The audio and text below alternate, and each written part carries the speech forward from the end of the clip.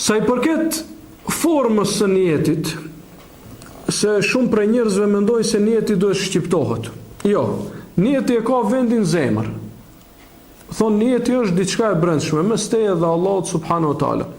Kur ta bësh një ibadet, mjafton që të kujtohet, pra t'ja rikujtojsh vetvetes se çfarë ibadeti je duke bërë dhe për hir të kujt je duke e bërë këtë ibadet.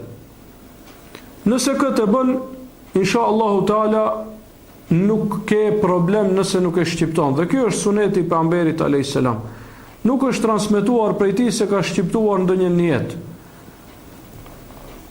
Sahabët krejt namazet i kanë falë me pejgamberin alayhis salam. Asnjëri nuk transmeton se asnjëherë nuk e kanë dëgjuar duke thonë po e bëj niyet ta fali për shembull farzin e drekës për hir të Allahit, ose ato xhamatit thonë ju lidha këtij imamit, s'kan thonë as sahabët as pejgamberi alayhis salam.